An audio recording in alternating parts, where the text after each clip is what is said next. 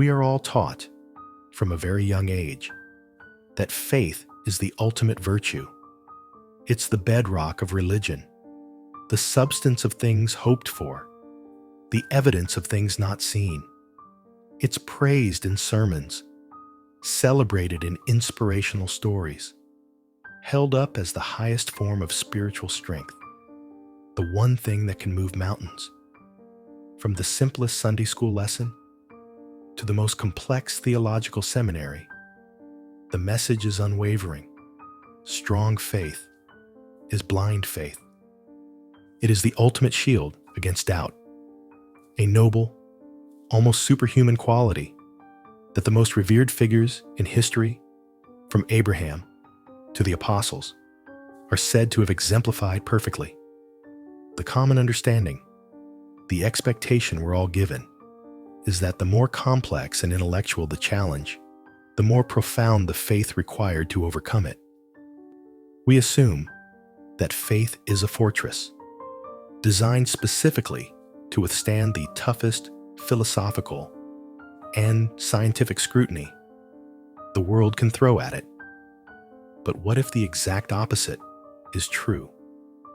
What if it's not the complex, intellectual arguments from university professors that cause faith to crumble, but the simplest, most innocent questions a child could ask in a single breath? In this video, we are going to do something different.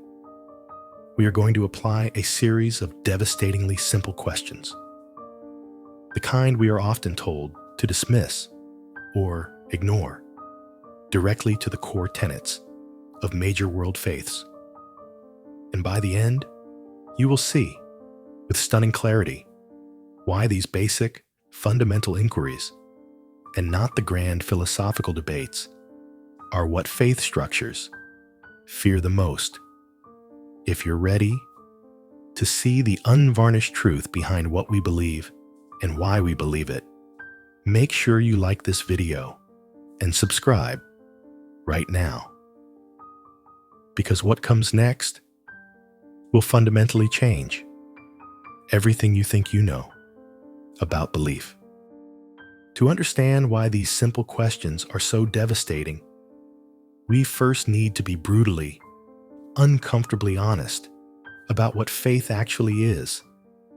And I need to warn you, it's not what you've been told.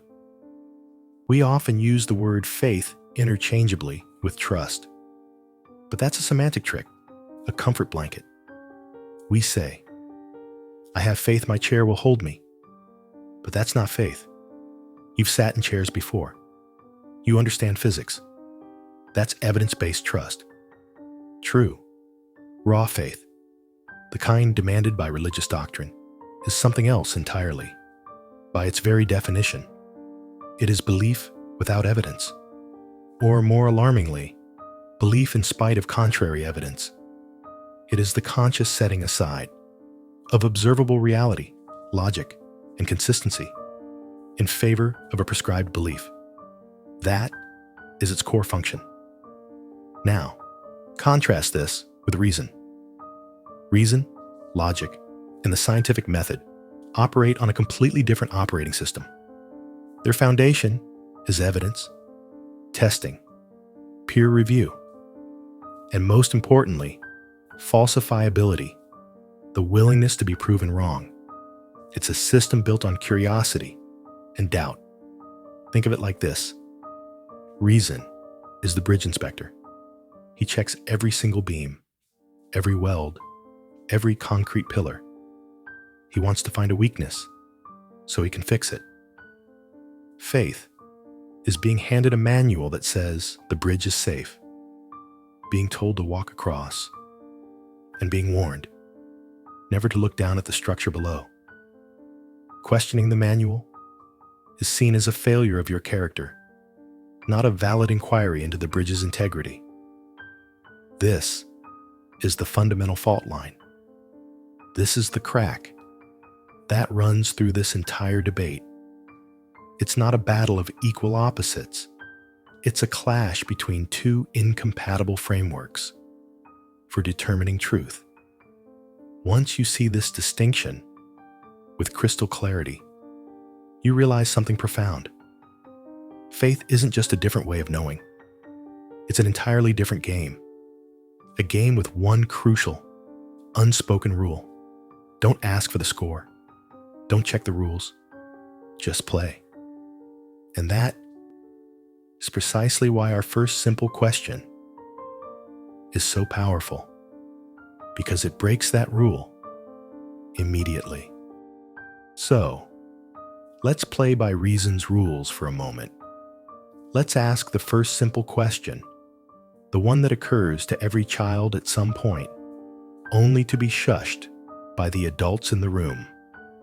If an all-powerful, all-loving God, who genuinely wants a relationship with every single person, why does he hide? Why doesn't he just show up?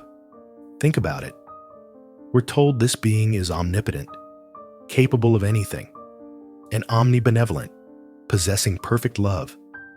The deepest desire of this being is for us to know him. And yet, his existence is the best-kept secret in the universe. He's an absentee landlord who desperately wants the rent paid on time, but refuses to provide a forwarding address. Now, you'll hear answers to this. The most common one is that if God revealed himself plainly, it would violate our free will. The argument goes that we would be so overwhelmed, we'd have no choice but to believe, robbing us of the freedom to choose him. But let's sit with that for a second. Let's ask the simple follow-up question. If the mere act of knowing that God exists would destroy our free will, what does that say about the nature of our relationship with him? It means that our choice to believe is not based on a genuine, loving desire for connection, but is fundamentally dependent on our ignorance. Is that a relationship? Or is it a test? We're set up to fail. Is God's love so fragile that it can only exist in the dark? If I knew my partner loved me only because they had amnesia and forgot all other options, I wouldn't call that love. I'd call it a pathology. Another common answer is that this hiddenness is a test of faith. But apply that to any other human relationship, and you immediately see the absurdity.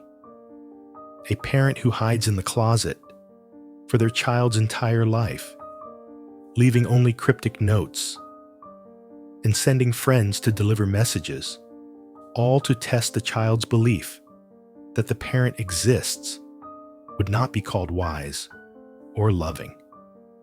We would call that parent negligent, manipulative, emotionally abusive. We would call Child Protective Services. So why do we attach divine virtue to the same behavior? This isn't a complex philosophical problem. It's a simple question of consistency. If a being of perfect power and perfect love exists, the world we live in, a world where he is conspicuously absent, and people are left to guess, based on conflicting, ancient texts, does not look like the world we would expect to see. It looks exactly like a world where no such being exists at all. This first question, this simple child's question of why are you hiding, creates a crack in the foundation. It exposes a fundamental inconsistency in the character of the divine as it's presented to us. But if that question creates a crack, the next one begins to make the entire structure tremble, because it forces us to ask, not about God's actions, but about his very nature. It's a question about the origin of good and evil itself. Let's, for argument's sake, assume that God isn't hiding. Let's assume he has communicated his will to us through Scripture, through prophets, through some divine channel. This leads us directly to our next question, a devastatingly simple one that a Greek philosopher named Socrates posed over 2,000 years ago. A question so powerful that theology has been trying to escape it ever since. Is something good because God commands it? Or does God command it because it is good? Read that again. Let it sit. This isn't some complex theological puzzle. It's a binary choice, a fork in the road with two paths. And each path leads to a conclusion that fundamentally unravels the idea of a divine morality. Let's walk down the first path. Let's say something is good solely because God commands it. This means morality is entirely arbitrary. There is no inherent right or wrong. There is only what God says. His will is the only standard. If God commanded that torture was virtuous, then it would be. If he said charity was evil, then it would be. There is no reason for his commands other than his sheer power to give them. This makes God a moral tyrant. His goodness is just a label for his whims. We are not moral beings following a truth. We are servants obeying orders. This means the Holocaust wasn't inherently evil. It was just something God didn't command that day. But if he had, it would have been good. This view makes the very concept of goodness meaningless. It's just divine might, making right. So, that path seems monstrous. Surely, that can't be it. Let's take the other path. Let's say God commands things because they are good. This means that goodness exists independently of God. He is not the source of morality. He is its messenger. He looks out at this pre-existing standard of goodness, this cosmic rule book, and he recognizes it and commands us to follow it. But this creates an even bigger problem. If goodness exists outside of and separate from God, then God is not the supreme authority. He is subject to a higher law, just like we are. He is not the source of morality. He's just a really good ethicist who figured it out first. This completely undermines his supreme sovereignty. Why worship a messenger when you can appeal to the standard itself? Theologians have twisted themselves into knots for millennia, trying to find a third way out of this dilemma. They say, God's nature is goodness, trying to merge the two ideas. But this just pushes the question back a step. Is God's nature good because it fits an external standard of goodness? Or is it good simply because it's his nature? We're right back where we started, trapped in the same logical loop. There is no clean escape. Either morality is arbitrary, based on the whims of a cosmic authority, or it exists on its own, and God is merely its student, not its author.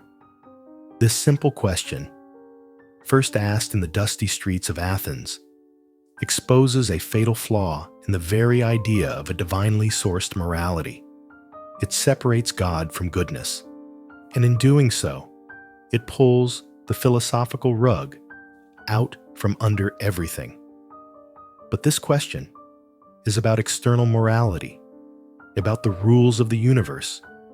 The real vertigo sets in when we turn the questioning inward, when we apply the same devastating simplicity to the concept that lies at the very heart of most faiths, the thing that is supposed to be the real, eternal you, your soul.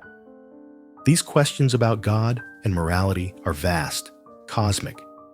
They deal with the architecture of the universe. But faith isn't just about that. It's also deeply, intimately personal. It's built on the idea of an eternal soul. the real, unchanging you that will survive the death of your body. So let's get personal. Let's ask a devastatingly simple question about you. What exactly is your soul? We're told it's immutable, eternal, the core of your being. But let's hold that idea up to the light of our own lived experience. Consider the ancient philosophical puzzle known as the ship of Theseus. If a ship has every single one of its wooden planks replaced over time, is it still the same ship? Now, apply that to you. Science tells us that nearly every cell in your body is replaced every 7 to 10 years. The physical you is in a constant state of flux. But it's more than that. Your personality, your beliefs, your memories, your very desires, they all change dramatically over a lifetime. The 15-year-old version of you, with their specific passions, fears, and knowledge, is almost a different person from the 50-year-old you. They have different priorities, different understandings of the world, different loves. If the soul is the unchanging essence of you, which version of you does it contain? The teenager's raging hormones and certainty? The middle-aged person's wisdom and regrets? Or is it some bland average? The very concept starts to fray when confronted with the reality of human growth and decay. Now, let's make it even more concrete. Consider a person who suffers a severe traumatic brain injury or the ravages of Alzheimer's disease. This disease doesn't just damage the body, it dismantles the mind. It erases memories, shatters personality, and destroys the very faculties of reason and love that are so often tied to the soul. If a soul is immutable and eternal, in what meaningful sense is the soul of the vibrant, witty grandmother the same as the soul inhabiting the body of the confused, fearful, and vacant stranger she becomes?